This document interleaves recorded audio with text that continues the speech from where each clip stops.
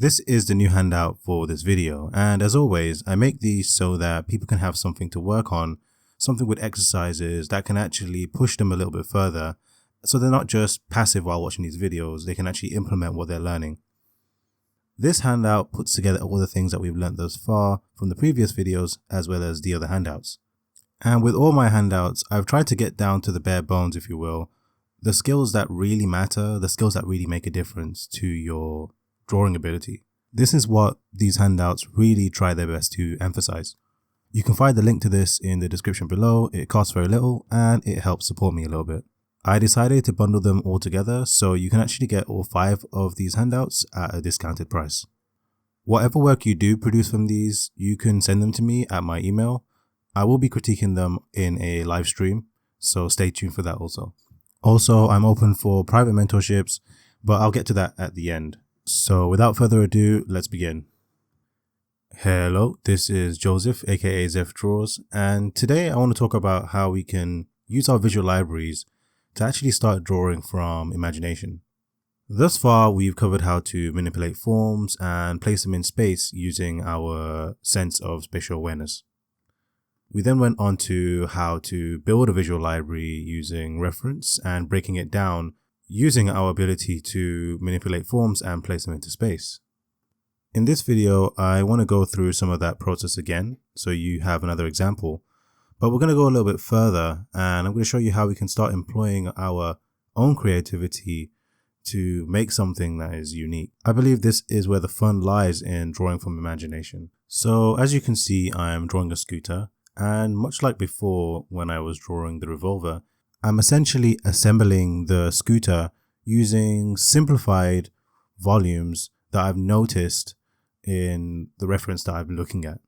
Now, everybody's way of doing that is going to be very different. We're not all going to see the same forms, the same volumes, but what's important is that what you do see is simple. Okay, that's the main takeaway. If you want to be able to build something complex, you need to be able to see the simplicity in it first. And if this is something you actually struggle with, I would recommend actually taking time out to practice it. Look for objects, household objects, or even complex objects, and try to see how you can almost generalize them in the most simple way possible. This will make you better at simplifying objects, but it's also a great exercise because it forces you to pay attention to what you're looking at. This in turn will make us more likely to remember what we've seen.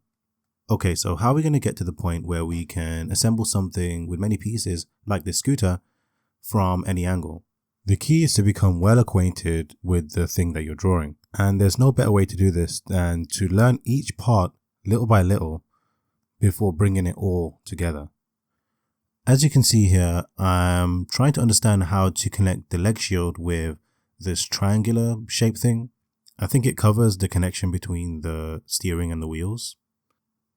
But anyway, as you can see, I'm drawing it in many different angles, trying to understand how it kind of connects and how I can draw it in different angles. Because if I can understand how to draw this bit, that's a significant part of the scooter solved.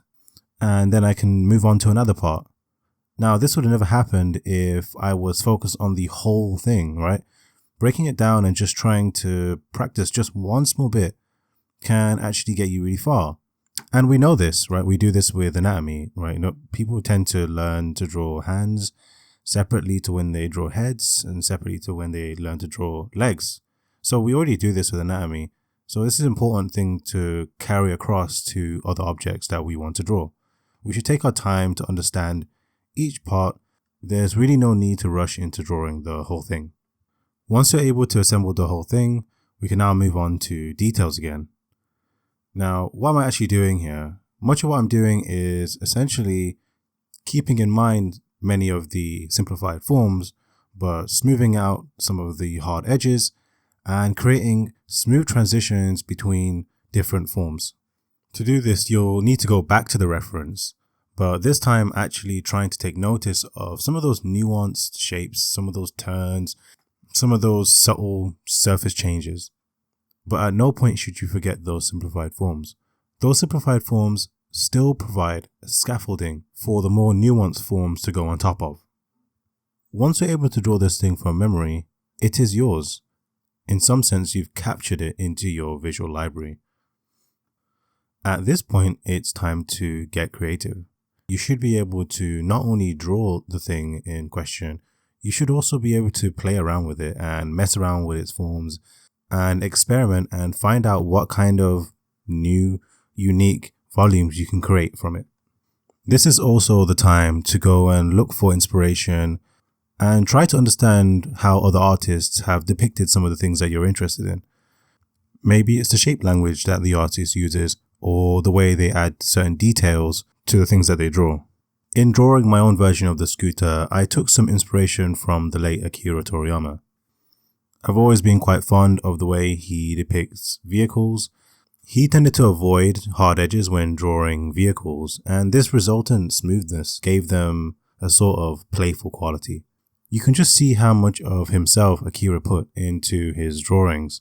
To draw from imagination is to do exactly this. There's also the question of what you want to say. Akira's vehicles look the way they do because he is trying to say something about the world that those vehicles exist in. He's trying to say that when you enter the world of my stories, we're gonna have a funny and wacky time. And boy was Dragon Ball fun. On the right, I've drawn another scooter in my own way. I didn't take inspiration for this, but I was trying to contrast it with the scooter on the left. This scooter is much more blocky and as a result feels much more imposing and serious. This next scooter wasn't really inspired by anything per se, but I wanted it to look a bit more organic rather than just blocky or just curvy. So even though there are curves, they're much less pronounced. This process of coming up with different ways of drawing scooters was really enjoyable. I recommend everybody engage in this kind of thing as much as possible. I love to practice and I love to do tons of drawing drills, but much of my drawing time is actually spent experimenting and seeing what kind of things I can do with what I know. So I'll often learn how to draw something and then I'll experiment and I'll see what can I make with this? How can I create something that looks cool and interesting? This sense of play is vital to improving your drawing abilities, but not only does it make you better at drawing, it improves your creativity and it actually makes drawing enjoyable. I'm guilty of this myself, but many of us artists spend so much time practicing that we never use what we practice to actually go and make something. And oftentimes this is because we're waiting to be good before we draw something that we like.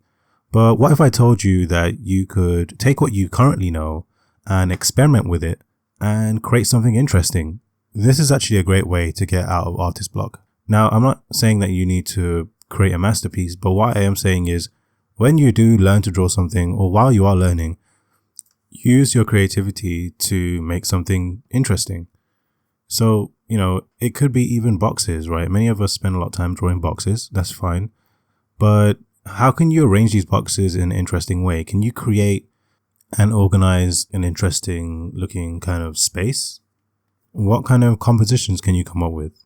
It's fine to do all these exercises, and I think you should, but let's try and make it fun for ourselves. Now, if you're interested in working on these skills further, I offer a private mentorship where I basically go through a lot of the things that I'm teaching on YouTube in more detail. I provide critique as well as a bunch of tailored exercises that I think are well suited for the person at their skill level, as well as my assessment of what I think they need most. If you're interested in that, you can find more information in the description below. Anyway, thanks for watching. Please like, share, and subscribe. And if you have any questions, let me know in the comments. I would love to talk to you guys and see what you guys are up to.